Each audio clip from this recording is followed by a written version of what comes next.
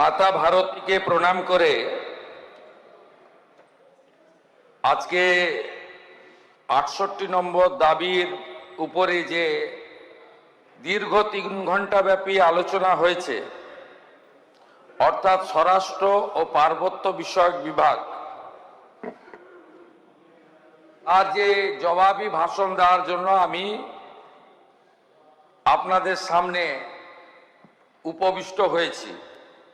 মাননীয় অধ্যক্ষ মহোদয়কে আমি ধন্যবাদ জানাবো যে তিনি আমাকে বলার সুযোগ করে দিয়েছেন।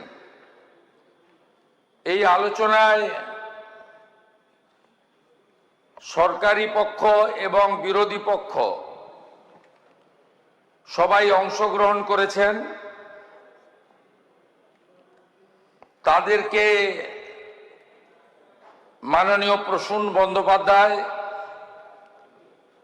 ডক্টর রাজেশ কুমার, মাননীয় দেবাশিস ধর, মাননীয় বিপ্লব মিত্র, মাননীয় দীপাঞ্জন চক্রবর্তী এবং মুস্তাফিজুর রহমান নওশাদ সিদ্দিকী, আমাদের নমন রায়, জুলফিকার আলী, অমলান ভাদুড়ী, আখরুজ্জামান সাহেব, প্রত্যেককে আমি ধন্যবাদ এবং অভিনন্দন জানাই। মূলত আইন শৃঙ্খলা রক্ষা করার ক্ষেত্রে স্বরাষ্ট্র তথা পুলিশ ডিপার্টমেন্টের গুরুত্বপূর্ণ ভূমিকার কথা অনস্বীকার্য। এটি একটি অত্যন্ত গুরুত্বপূর্ণ বিভাগ। এই হাউসে যারা গত বিধানসভা বা একাধিকবার সদস্য হয়ে এসেছেন বা যারা রাজনীতির সম্পর্কে খোঁজ খবর রাখেন, ইনক্লুডিং প্রেস মিডিয়ার বন্ধুরা, তারা গত 13 বছর লাগাতার হোম ডিপার্টমেন্টের বাজেট আলোচনা থেকে বঞ্চিত ছিলেন। বিগত সরকার এবং তার যিনি মুখ্যমন্ত্রী ছিলেন, তিনি হোম এবং হিল অ্যাফেয়ার্স ডিপার্টমেন্টের বাজেটকে গিলোটিনে পাঠাতেন। কোনো বছর ডিসকাশন হয়নি, সুযোগ ছিল না মতামত দেওয়ার। এমনকি প্রশ্ন উত্তরেও উনি আসতেন না। এই বিভাগের প্রশ্ন উত্তরও বিধানসভায় হতো না। তাই আমাকে যখন পরিষদীয় মন্ত্রী জিজ্ঞেস করেন, আমি বলেছি যে সবচেয়ে গুরুত্বপূর্ণ দপ্তর হচ্ছে হোম ডিপার্টমেন্ট এবং তার সঙ্গে নিশ্চিতভাবে আমাদের অপরূপ সুন্দর পার্বত্য বিষয়ক দপ্তর, যে টাইগার হিল আমাদের রাজ্যের শোভা বর্ধন করে। তাই আলোচনা হওয়া উচিত, সেই আলোচনা হয়েছে। আমরা কেমন আছি, পুলিশ ডিপার্টমেন্টটাকে যতটা সম্ভব নিচে নামানো যায় সেই নিচে নামানোর কাজটা বিগত সরকার করে দিয়ে গেছেন। আপনি যদি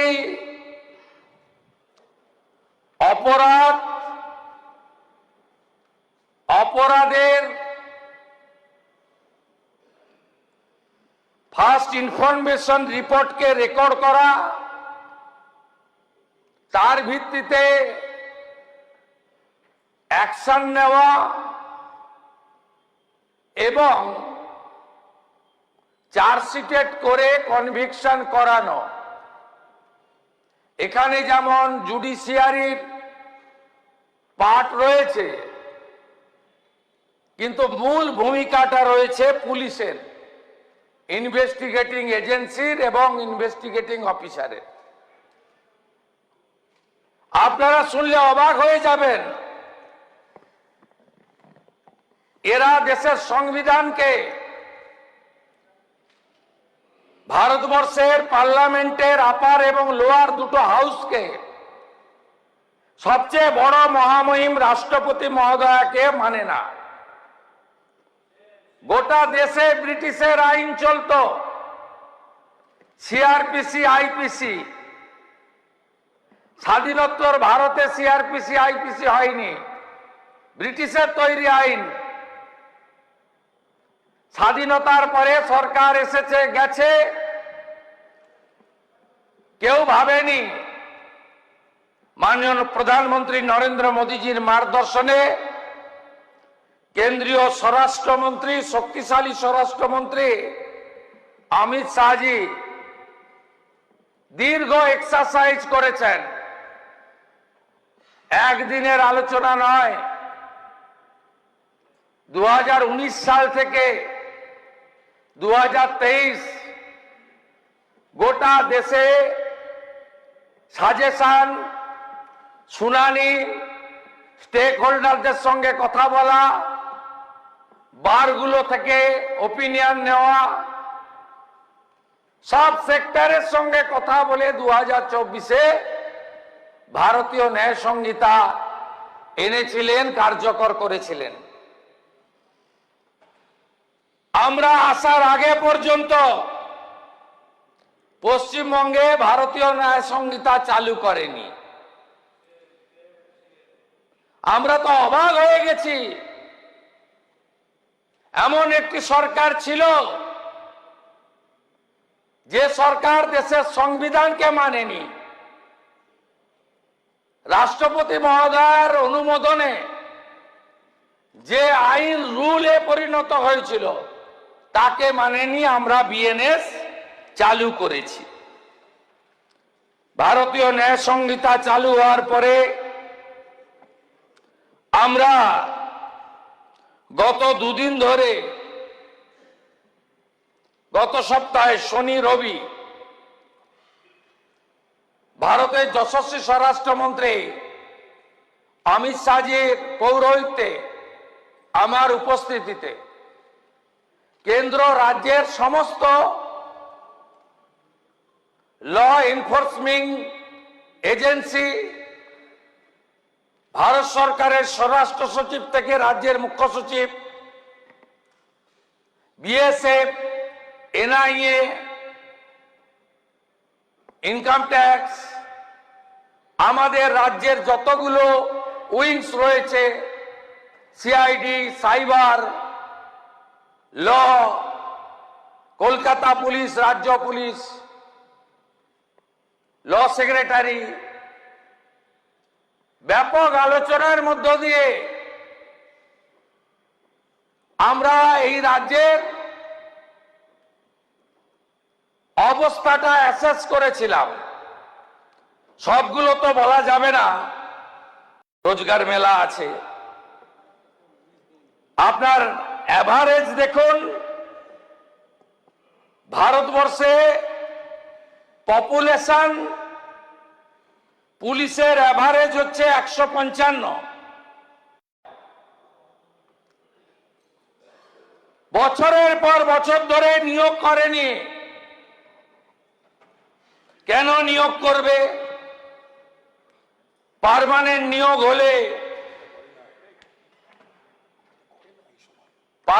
নিয়োগ হলে পুলিশ কথা শুনবে না, ক্যাডার হবে না। তাই সিভিক ভলেন্টিয়ার, যে সিভিক ভলেন্টিয়ার কোনো যোগ্যতা ছাড়াই, কোনো প্রশিক্ষণ ছাড়াই তাদেরকে নিয়োগ করা হয়েছে শুধুমাত্র রাজনৈতিক আনুগত্য, অথবা এক্সচেঞ্জ অফ মানির ভিত্তিতে। তাই পশ্চিমবঙ্গে পুলিশের এই অবস্থা। থানাগুলোতে যাবেন, আমি কিছুদিন আগে পর্যটন নগরী দীঘাতে গেছিলাম, আইসি থানা, ডিএসপি আছে, বললাম স্ট্রেংথ কত, বলল 15টা কনস্টেবল। চালান কি করে? না, 400 সিভিক ভলেন্টিয়ার আছে।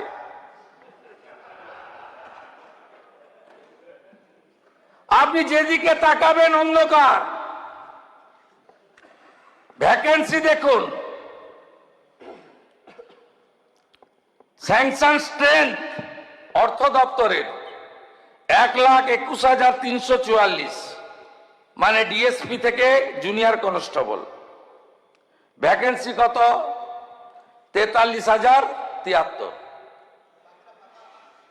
নিয়োগ করবে না। সিভিক ভলেন্টিয়ার নিয়োগ হলে বেশি পয়সা দিতে হবে না, 6 মাস অন্তর রিনিউয়াল। অনেকে বাধ্য হয়ে করেন, সব সিভিক ভলেন্টিয়ার খারাপ বলা যাবে না। টিকিটা বেঁধে রেখেছে, সুতো ছেড়ে দিয়েছে, লাটাইটা হাতে আছে। অতএব রাজনৈতিক কাজ এবং তোলার কাজ যদি না করে তাহলে রিনিউয়াল হবে না। থানাগুলোর কি অবস্থা? ম্যাক্সিমাম থানা কোনো পরিকাঠামো হয়নি। আমি ডিজিপি সাহেবকে বলছিলাম,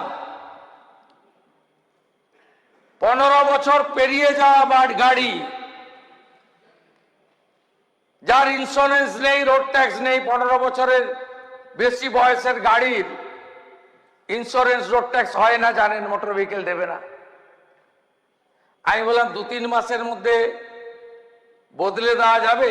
আমার ধারণা ছিল 200-500 হবে। বলছে স্যার 1 বছর টাইম দিন। সব গাড়ি 15 বছর পেরিয়ে গেছে।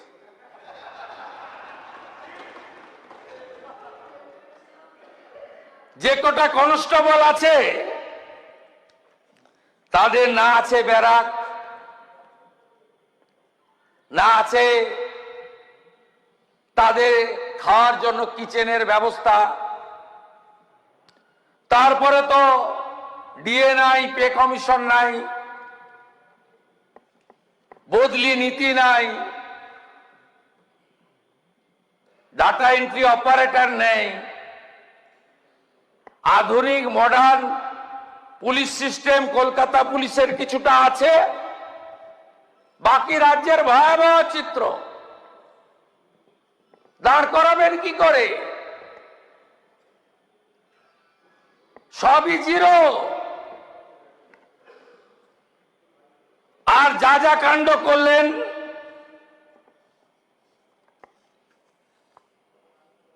যা যা ঘটনা ঘটেছে ল অ্যান্ড অর্ডারে, অপরাজিতা বিলের সময় মনে আছে আমার বক্তৃতা, উনি এখানে বসেছিলেন, আমি ওখানে বসেছিলাম। কামদুনি,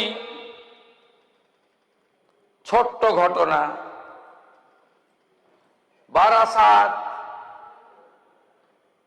শরীর থাকলে যেমন সর্দি কাশি জ্বর জারি হয়, একটু আধটু রেপ টেপ তো হয়।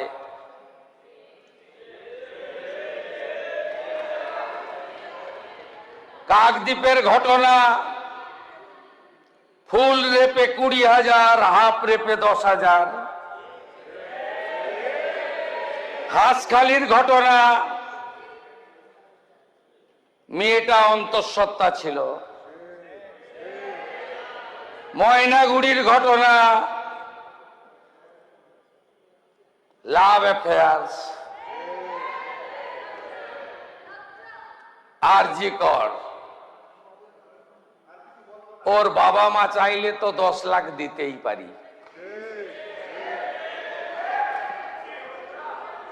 এই তো ছিল নারী নিরাপত্তা। আর নিরাপত্তা কিভাবে দিতে হয়, ঘটনা ঘটতে পারে,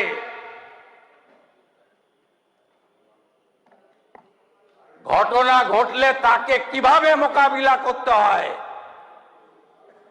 বারুইপুরের একরত্তি ছোট্ট মেয়ে প্রমাণ করে দিয়েছে এই সরকার। যত স্তরে পুলিশের সঙ্গে আমার মিটিং হয়, সব জায়গায় আমার একটা কথা থাকে, আমরা কেউ ভারত পিতা বলি না, ভারত মাতা বলি। কোন মহিলা কন্যার উপরে কিছু ঘটলে কারোর নির্দেশের জন্য অপেক্ষা করবেন না, যাই করতে চান করে দেবেন। আপনাকে ঢাল হিসেবে প্রোটেক্ট করবে রাজ্যের মুখ্যমন্ত্রী।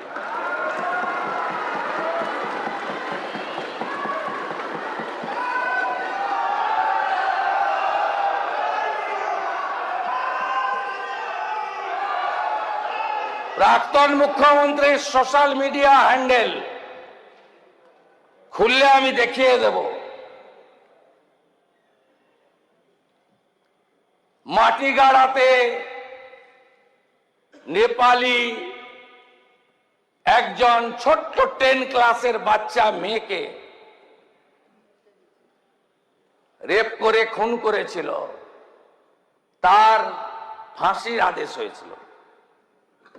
প্রাক্তন মুখ্যমন্ত্রী মেসেজ করে বললেন, ধন্যবাদ দিচ্ছি।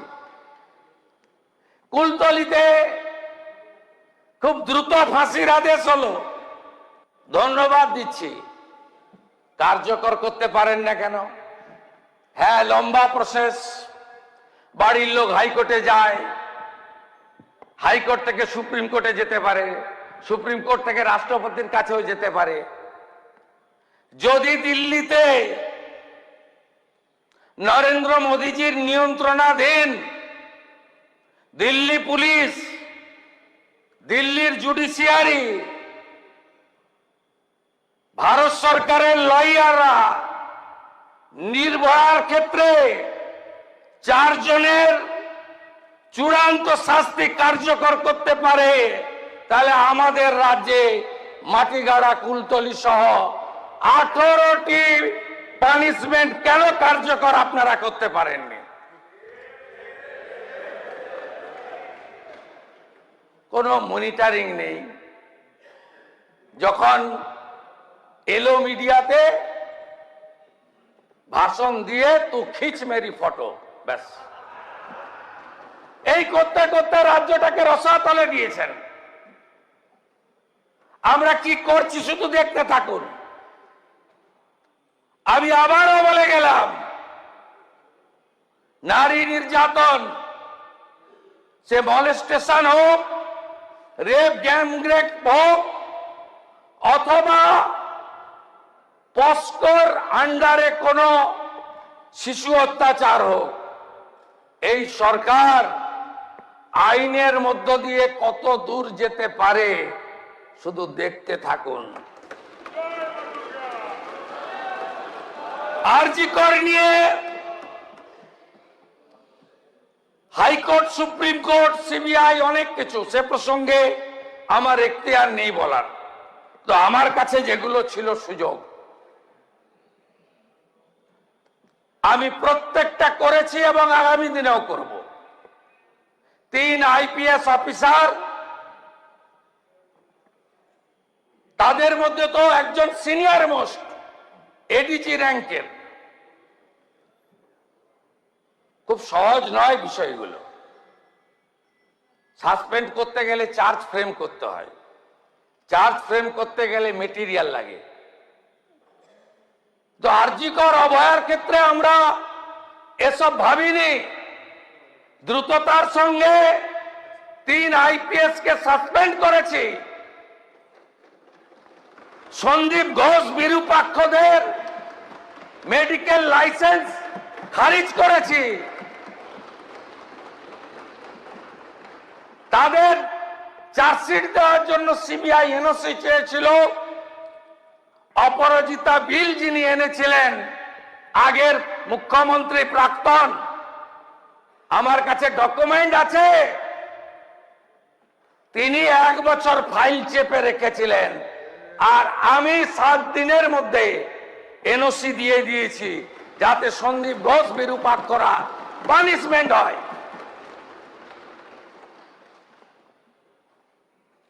রাজনৈতিক ভায়োলেন্সের ক্ষেত্রে আপনারা ভাবছেন 2011 সালে পরিবর্তন আসার পরে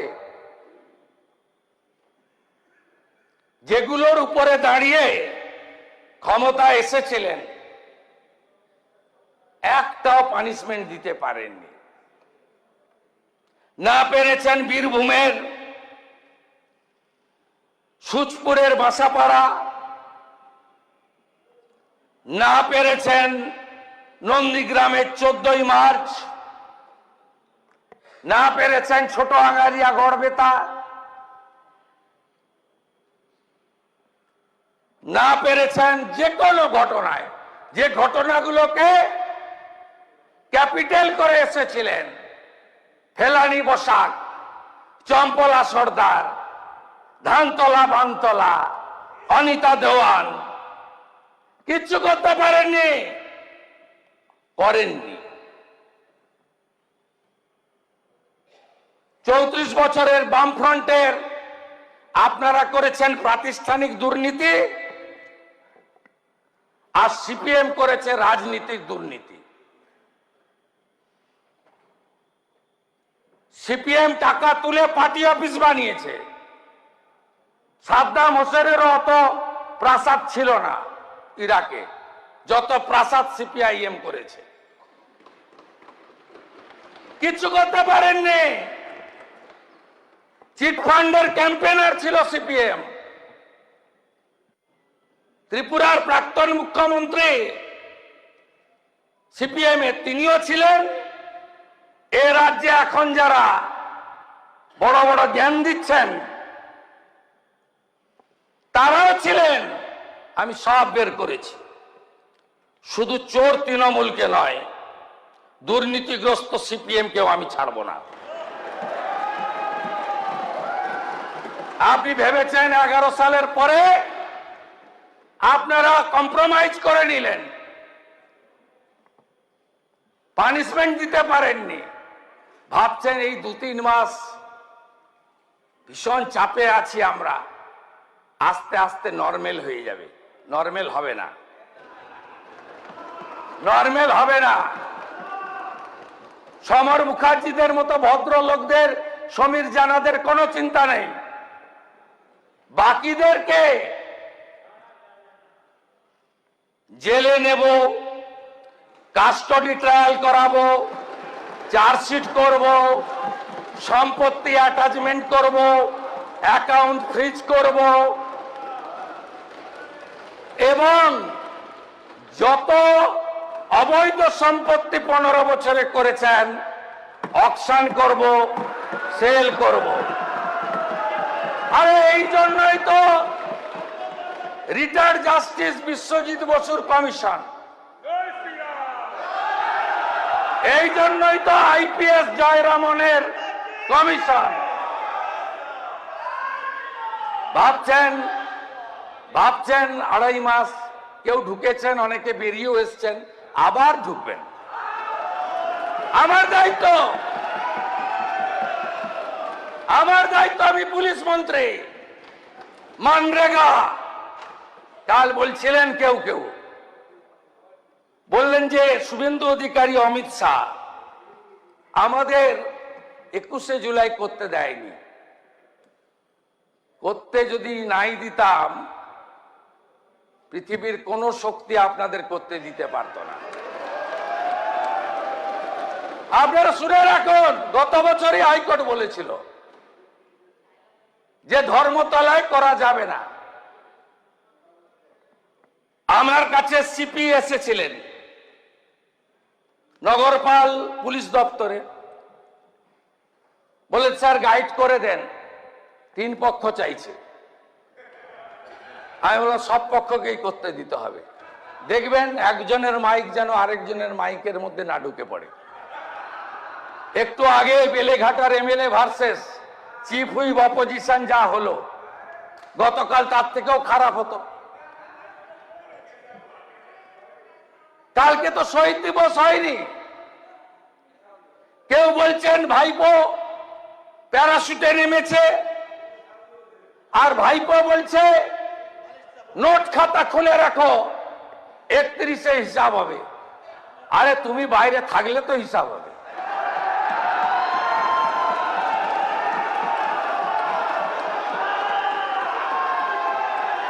চৌঠা মেয়ের পরে ডায়মন্ড হারবার গেছো,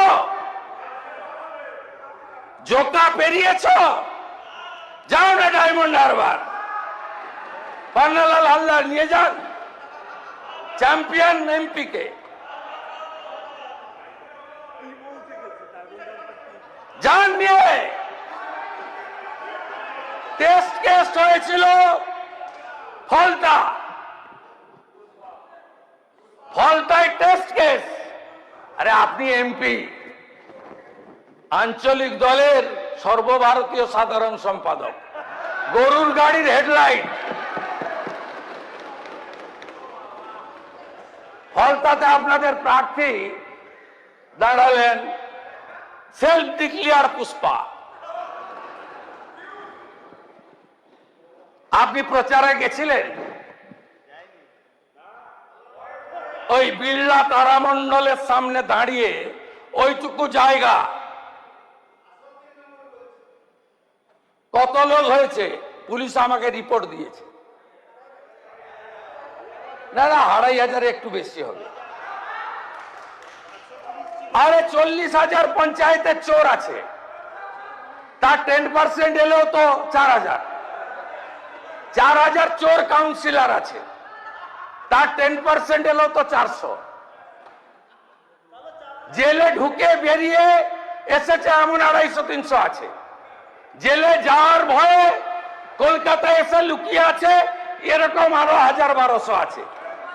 তাই এদের সবটা মিলিয়ে ফেললে 4-5 তো হতেই পারে। আপনি ফলতা উপনির্বাচনে গেলেন না, আপনার প্রার্থীর জামানত জব্দ হলো, তিনি তো আগেই হাত তুলে নিয়েছিলেন উন্নয়নের স্বার্থে। আপনাদের শেখানো ভাষণ, আমরা ওদিকে 77 ছিলাম, একজন একজনকে ডাকতেন। কিছু সাংবাদিক বন্ধু কুনকির কাজ করত, ডেকে ডেকে নিয়ে যেতেন, কি চাই। কি অদ্ভুত, আগের স্পিকার কোথায় পালিয়েছে, 2011 থেকে 54 জনকে দল বদল করিয়েছে। 10th শিডিউলে নেই, এখন বলছেন ভাঙিয়ে নিয়ে যাচ্ছে, চলে যাচ্ছে। 54 জনের দল বদল করিয়েছেন, তখন লাগেনি না? দেখ কেমন লাগে। সেদিনই বলেছিলাম করবেন না, পৃথিবীটা গোল।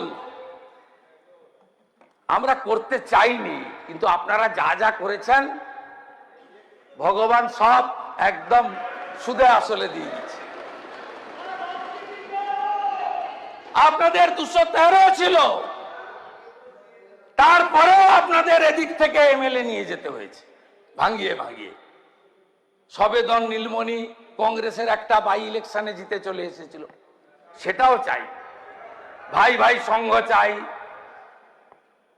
শনি ঠাকুর পূজা কমিটি চাই,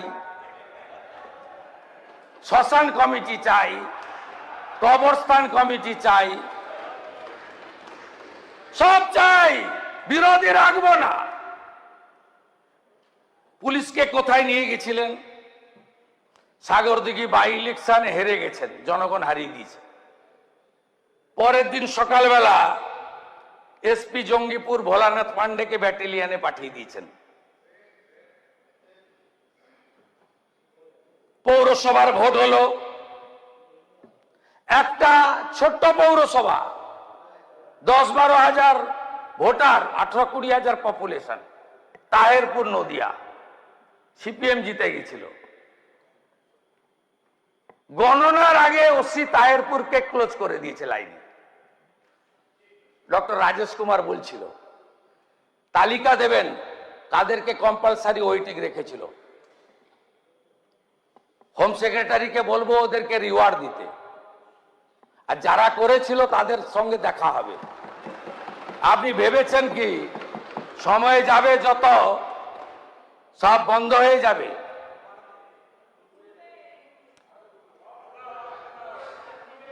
এই ভাইপোপন্থী তৃণমূলের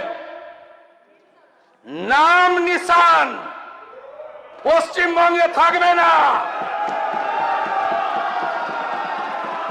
আমার দায়িত্ব।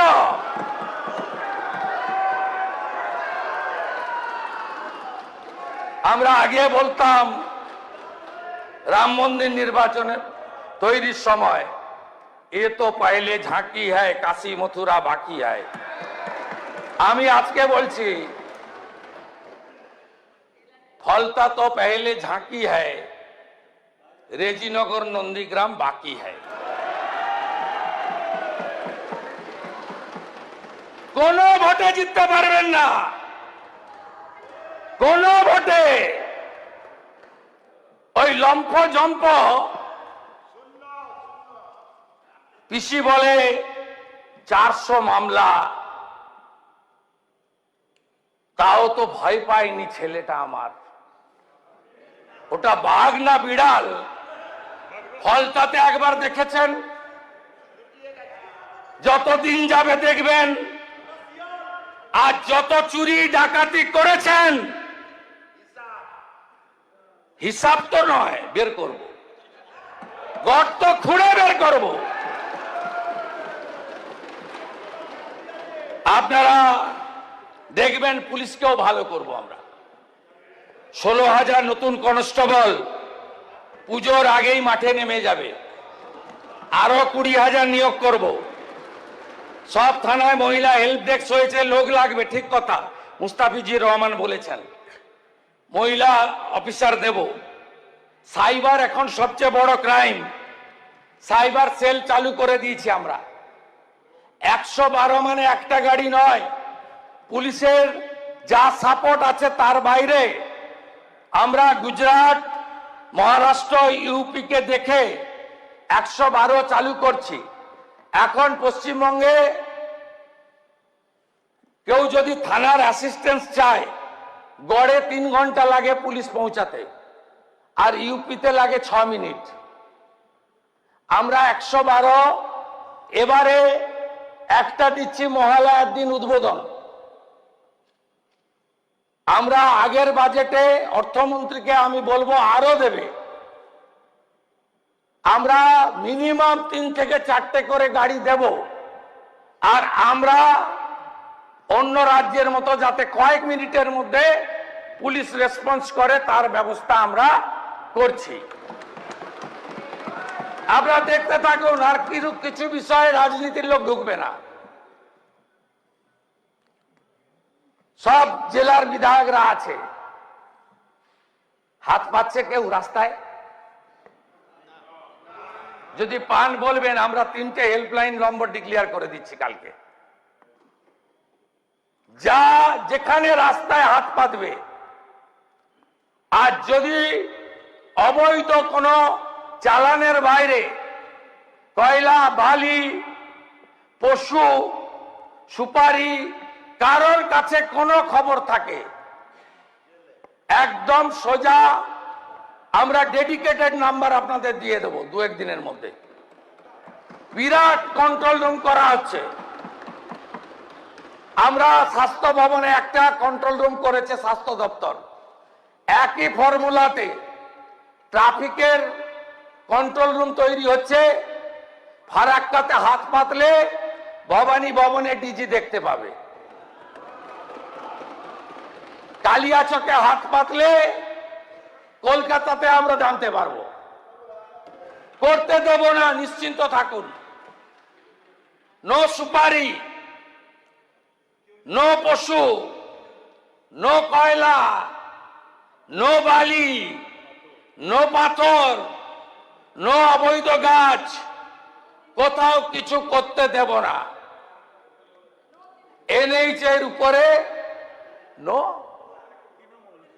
ও তো অনেক আগে শেষ হয়ে গেছে। পৃথিবীর কোন শক্তি পারবে না এদের বাঁচাতে, কোন শক্তি। আপনাদেরকে বলি, আধুনিক মডার্ন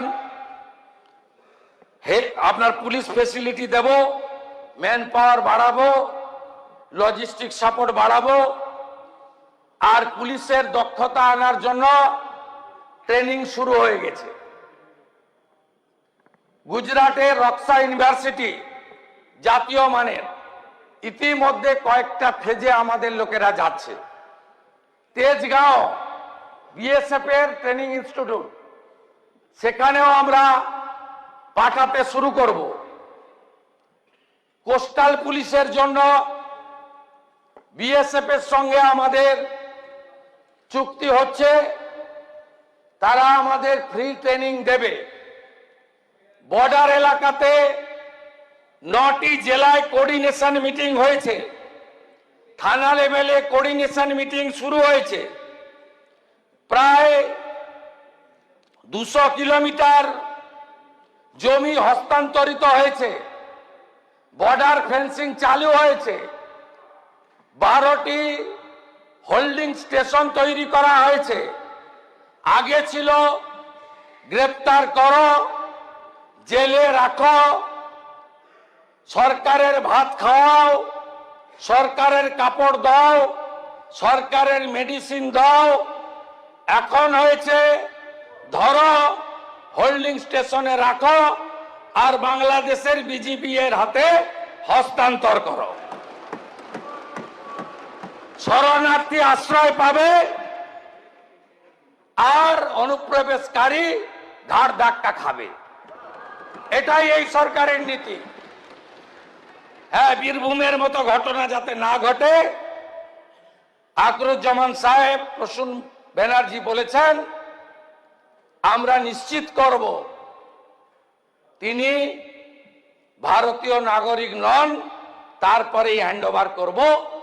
আমি আপনাদেরকে অ্যাসিওর করছি। পলিটিক্যাল ভায়োলেন্স, যে ভয়ঙ্কর ভায়োলেন্স 2018 সাল থেকে করেছেন, বিশেষ করে 2021-এ 2রা মে 2021 কাউন্টিং এর দিন আমি নিজে সাক্ষী। 1956 ভোটে আপনাদের নেত্রী হেরে গেলেন। আমি হলদিয়া এসডি অফিসে সার্টিফিকেট নিতে গেছি। আমার অবস্থা মানস সাহার মতো করতেন। ছোট ইট টিটের টুকরো নয়। আমি যদিও সব সমর্থন করি না ডিম ছোড়াকে, এখন তো লোকজন তার আক্রোশ ক্রোধে ডিম ছুটছে, আমি সমর্থন করি না। এটা বাংলার সংস্কৃতি নয়। পুলিশ অ্যাকশনও নিয়েছে, কিন্তু তারা ডিম ছুটছে। আর আপনি আমার উপরে কি করেছিলেন? রাত্রি 10টা 15 এত বড় বড় পাথর। আমি যদি সিআরপিএফ এর বুলেট প্রুফ গাড়িতে না যেতাম, আমি যদি আমার নিজের প্রাইভেট গাড়িতে যেতাম, সেদিন সার্টিফিকেট নেওয়া তো দূরের কথা, মৃতদেহটা পাওয়া যেত। একই জিনিস করেছেন বেচারি মানস সাহার সঙ্গে। মগরাহাটে কাউন্টিং হলে পিটিয়ে মেরেছেন। 1,10,000 ছেলে রাজ্য ছেড়েছে। 355 শেল্টার হাউস হয়েছে। 3 দিনের মধ্যে 56 জনকে খুন করেছেন। 12,000 দোকান লুট করেছেন। 10,000 বাড়িতে জেসিপি চালিয়েছেন। 300-র বেশি মহিলাকে নয় রেপ, নয় মলস্টেশন, নয় বিবস্ত্র, কোচবিহারে বিজেপির সংখ্যালঘু নেত্রীকে বিবস্ত্র করে 2 কিলোমিটার ছুটিয়েছেন। বিড়লা তারামণ্ডলে বলছেন বেঁচে আছি, দেখে নেব। আরে বেঁচে থাকতে থাকতে প্রাক্তন হয়েছেন, বেঁচে থাকতে থাকতে আপনি যে প্রতিষ্ঠিত চোর এটা প্রমাণ করব। বেঁচে থাকতে থাকতেই দেখে যাবেন সব। আপনি যা করেছেন 21-এর নির্বাচনের পরে 47-এর আগে ব্রিটিশরা করেনি। আপনি কি ভাবছেন আমি ছেড়ে দেব? কিছু মামলা সিবিআই, দরকার হলে সিবিআই কাছে লিখব যে আবার আমাদের দিয়ে দিন। আজকে ঘোষণা করে গেলাম যত ভবানী ভবনে কমপ্লেন গুলো এফআরটি করেছেন, পিছনে এইচএস, ডিজিপি, এডিজি এলো বসে আছে, সিপি অন রেকর্ড এই অগস্ট হাউসে বলে গেলাম সব এফআরটিকে নতুন করে রিইনভেস্টিগেট করতে হবে। অনেক এফআইআর করেছেন, আমি ধন্যবাদ জানাবো পুলিশকে। অনেকগুলো এফআইআর তারা করেছেন, গ্রেপ্তারও হয়েছে। 2021, 23, 24 1955টি নতুন ফৌজদারি মামলা নথিভুক্ত হয়েছে। 2404 জন অভিযুক্তকে গ্রেপ্তার করা হয়েছে। তার মধ্যে 420 জন বাহুবলী হিস্ট্রি শিটার রয়েছেন। গুন্ডা দমন অ্যাক্ট এনেছি ভবিষ্যতের বাংলাকে সুরক্ষিত করার জন্য। প্রিভেন্টিং অ্যারেস্ট এনেছি আগামী দিনে যাতে শাহজাহান, শকত মোল্লা, জাহাঙ্গীরদের মতো গুন্ডারা ভোটকে দখল করতে না পারে, তার পার্মানেন্ট সলিউশন করার জন্য। ভোটে লড়ুন, কোথায় থাকবেন দেখবেন। ফলতার মতো দূরবীন লাগবে খুঁজতে, দূরবীন লাগবে। কালকে অনেক বড় বড় কথা বলেছেন, আয় শুভেন্দু অধিকারী, আয় অমিত শাহ। কি বলেছিলেন? ডিজে বাজাবেন। 4 তারিখে অমিত শাহ যেন রাজ্যে থাকে। ডিজে বাজিয়ে দিয়েছে বাংলার লোকেরা।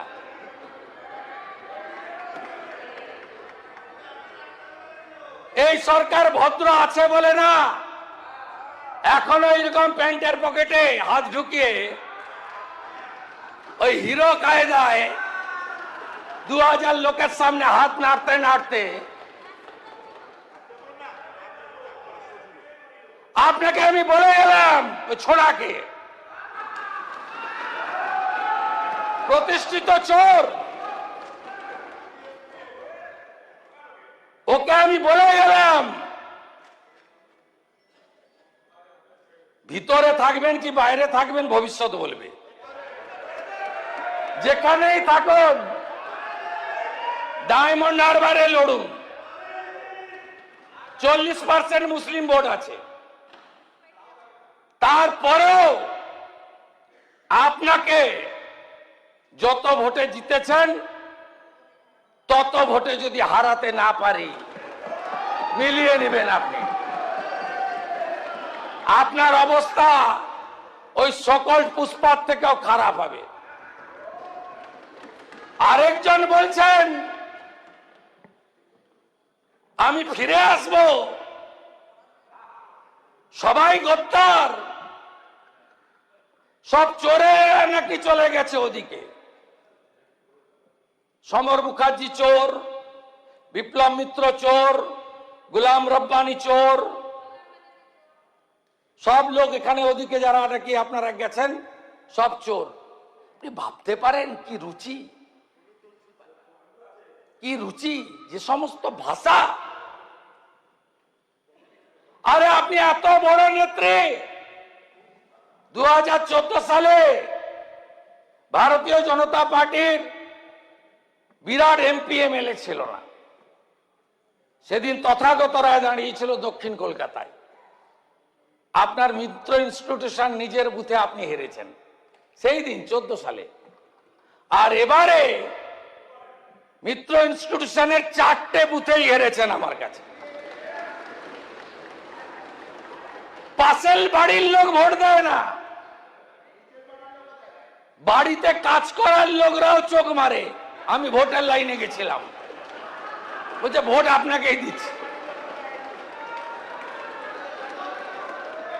ফুটানি ইন্টারন্যাশনাল লিডার এখান থেকে বলেছিল 22 ফেব্রুয়ারিতে, বলছে নিজের ওয়ার্ড জিততে পারে না, আমাকে বলেছিল এইখান থেকে দাঁড়িয়ে নিজের ওয়ার্ড জিততে পারে না। ভগবানের এমন মার, মিত্র ইনস্টিটিউশনে 4টে বুথে হারা, 73 নম্বর ওয়ার্ডে নিজের ওয়ার্ডে 4000 ভোটে হারা। আপনি নাকি মাস লিডার।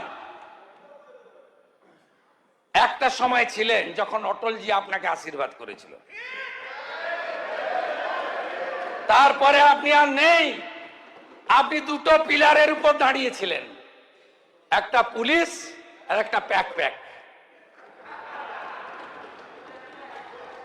দুটো পিলারই আপনার কাছে আর নেই, আপনার আর কোনো ভবিষ্যৎ নেই। যত মুখ বন্ধ রাখবেন ততই আপনার মঙ্গল, যত মুখ খুলবেন ততই এই রাজ্যের ক্ষেত্রে অশনি সংকেত। আপনি শুধুমাত্র কামদুনি পার্ক স্ট্রিট নয়, আপনি যেভাবে রাজ্যে সাম্প্রদায়িক দাঙ্গা লাগিয়েছেন, আপনাকে সনাতনীরা কোনোদিন ক্ষমা করবে না। কোন মৌলানা, কোন ইমাম এই ভাষায় কথা বলে না। আপনি এইখানে দাঁড়িয়ে বলেছেন ওটা মহাকুম্ভ নয়, মৃত্যু কুম্ভ। এইখানটাকে দাঁড়িয়ে বলেছেন। 2024 22 জানুয়ারি রাম মন্দিরের উদ্ঘাটন সুপ্রিম কোর্টের নির্দেশে। কোন মুখ্যমন্ত্রী মিছিল করেনি, আপনি মিছিল করেছেন, বেছে নিয়েছেন পার্ক সার্কাস। রাম মন্দির মানছি না, মানব না। আর রাম ভক্তরাও আপনাকে বলে দিয়েছে আপনি থাকছেন না, থাকবেন না।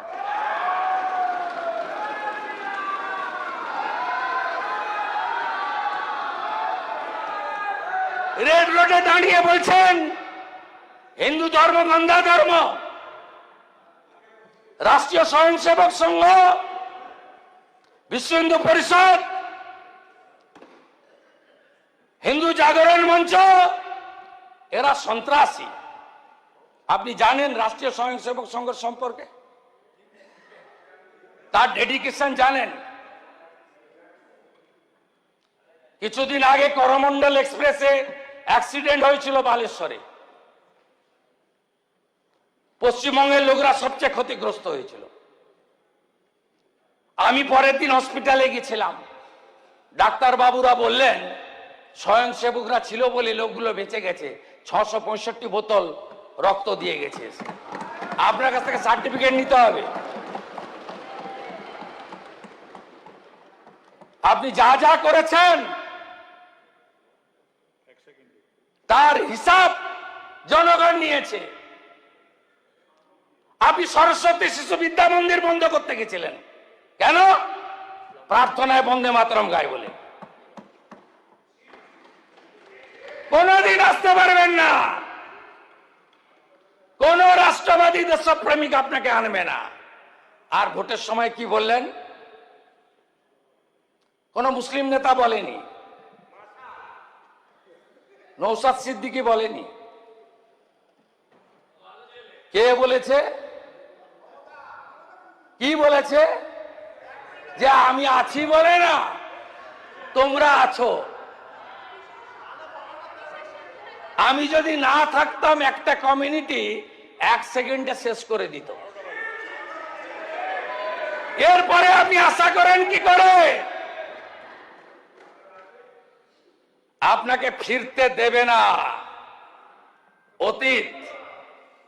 অতীত আপনি যা খুশি করতে পারেন, আইন ভাঙলে আপনিও আইনের ঊর্ধ্বে নন।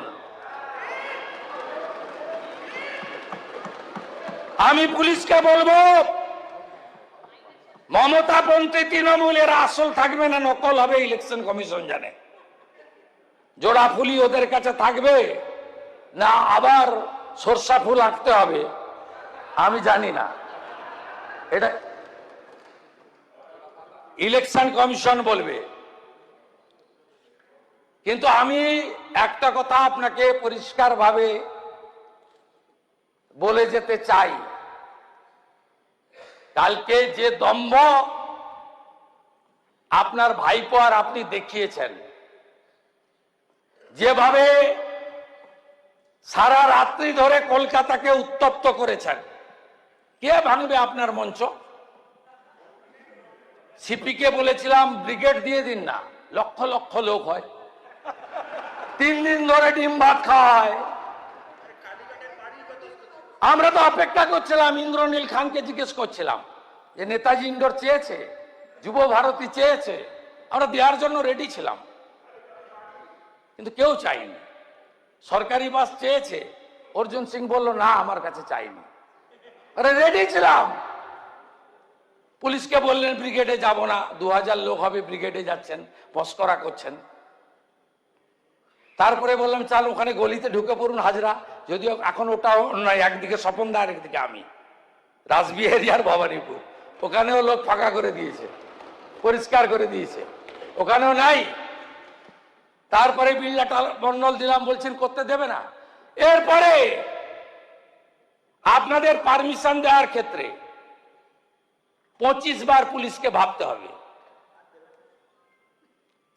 আপনাকে ওই বিকালবেলা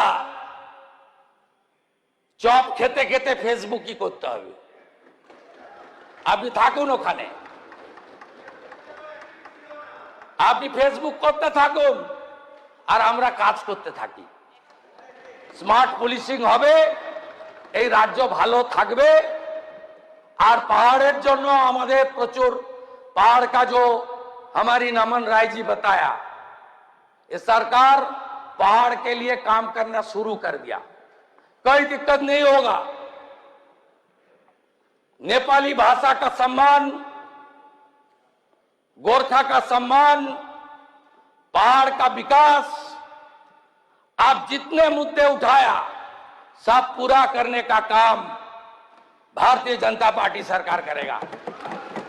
बंगाल में पहले एमपी पहाड़ ने दिया बीजेपी को 2009, इसलिए पहाड़ की जितना सेवा का जरूरत है ये सरकार करेगा। आप पूरा काम उधार कीजिए, पहाड़ को विकास तरक्की का काम करने का पूरा कमिटमेंट का साथ मेरा बात में यही खत्म करता हूं। अच्छा रहिए, सही सलामत रहिए।